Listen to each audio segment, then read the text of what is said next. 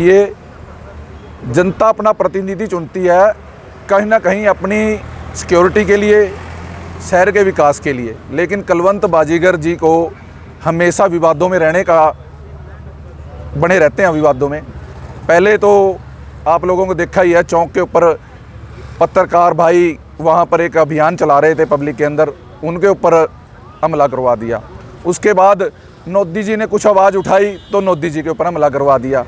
उसके बाद जो इनके घर में, इनके रिलेशन में रहती हैं, लिविंग रिलेशन में शायद रहती थी, चौक के ऊपर 1 महीना प्रदर्शन करवाया। मैं तो ये कहना चाहूँगा कि भी वो तो मेरे ख्याल में सरकार की बदनामी का पिटारा लेके सिर पे घूमते हैं। और मैं ये कहना चाहूँगा, जितनी भी इनके आप देखोगे, जब भी इनसे बात करते, चाहे इनकी कोई भी कमी आप बात कर लो कि भी आपने ये कर दिया, आपने वो कर दिया, लेकिन ये बात मेरे ख्याल में चिकने गड़े की तरह हंस के टाल देते हैं। आज मेरे को पता लगा कि भी दीपक जी को चेक बाउंसी में पीछे हटने के लिए उनको धमकी दी गई है कि भी आपको पिटवा देंगे या कर देंगे कि भी आप इस चेक बाउंसिंग के केस हमारे जो उनकी माता के खिलाफ है, मतलब कुलवंत जी की वाइफ के खिलाफ है, उससे पीछे हटने की धमकी दी गई है। मैं बंदा करना चाहूँगा विधायक को, ऐसे कोई भी कार्य जो पार्टी के अंदर रहते हैं, उच्च पद के ऊपर रहते हैं, पूर्व विधायक हैं या कोई भी है, इस प्रकार के कारनामे नहीं करने चाहिए जिससे कि पार्टी का नाम बदनाम होता है। कुलवंत बाजीगर की आज इतनी छवि खराब हो गई है, मेरे को लगता है कि भी लोग अगर वो कहीं बाहर निकलते हैं ना, एक बार तो उनकी बात सुन लेते हैं, लेकिन उसके बाद उसके बारे में यही बात कहते हैं कि भाई इसने तो सारे शहर के अंदर गुंडागर्दी फैलवा रखी है। देखिए, BLO 2 के सम्मेलन था जिसके अंदर नायब सैनी भी थे, कुलवंत बाजीगर भी थे, रवि तारावाली भी थे, राजेश पिंटू जी भी थे, और हमारे कार्यकर्ता जो ग्राउंड लेवल पे काम करते हैं, BLO 2 बूथ प्रमुख, पालक, उनकी बैठक थी जिसके अंदर हमारे BC मोर्चा के विसाखी राम जी गुला, जो हमारे BLO भी हैं, पार्टी के निष्ठावान कार्यकर्ता हैं, उन्होंने पहले तो ये कहा कि भी मैंने आपको अगर बुलाया था आप क्यों नहीं आए। तो उनके कहने पर कि भी मेरी पार्टी मीटिंग में यहाँ आना था इसलिए नहीं आया। तो उनको एक बात कह दी गई कि जिस प्रकार कुलदीप माजरा को अस्पताल से हटा के घर बिठा दिया है, अगर तू नहीं मेरे पास आया तो मैं ये काम आपके साथ भी करूँगा, आपको भी पॉलिटेक्निकल कॉलेज से हटाकर घर बिठा दूँगा।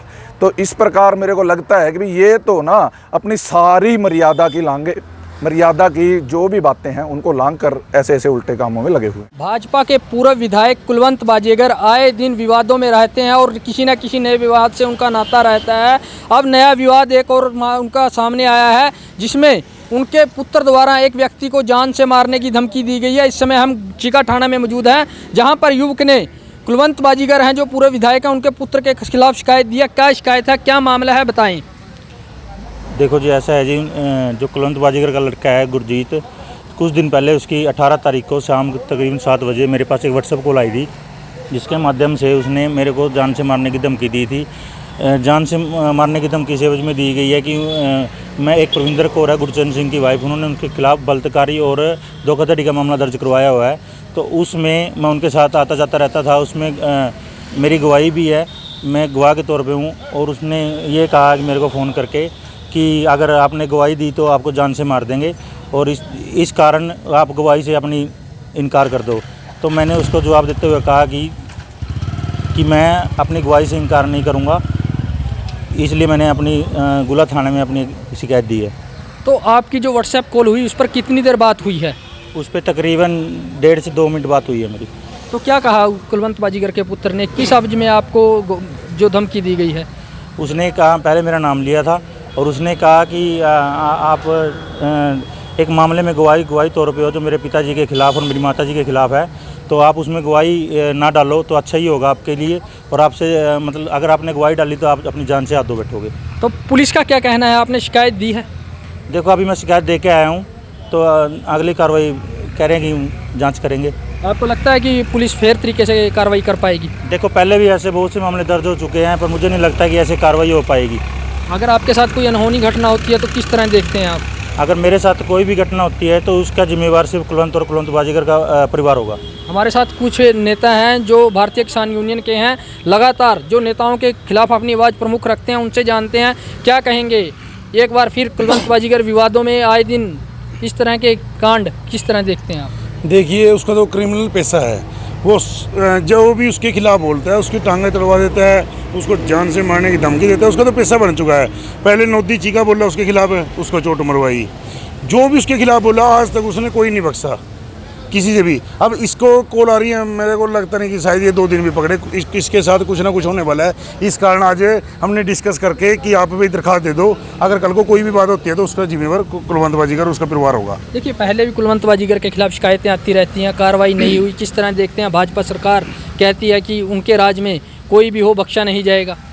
देखिए, कहने को तो ऐसे ही है, सरकार ने नारा भी दिया था बेटी बचाओ बेटी पढ़ाओ। एक बेटी ने कुलवंत बाजीगर के खिलाफ मुकदमा दर्ज करवाया था बलात्कार का, परंतु सरकार उसमें कार्रवाई की बजाय उसको बेकसूर साबित कर रही है।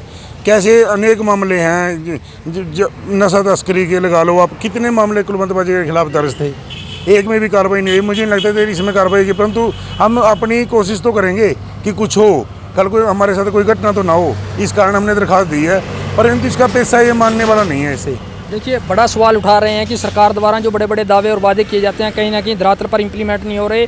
सरकार है अपने नेताओं को बचाने के लिए एडी चोटी का जोर लगा रही है। हालांकि सरकार द्वारा बार बार कहा जाता है कि कोई भी हो गलत काम और कानून को हाथ में लेने वाला आदमी बख्शा नहीं जाएगा। अब देखने वाली बात होगी कि भविष्य में कुलवंत बाजीगर के पुत्र द्वारा जो धमकी दी गई है उसमें कोई कार्रवाई होगी या नहीं। गुलाचिका से लिविंग के लिए हर्ष गर्ग।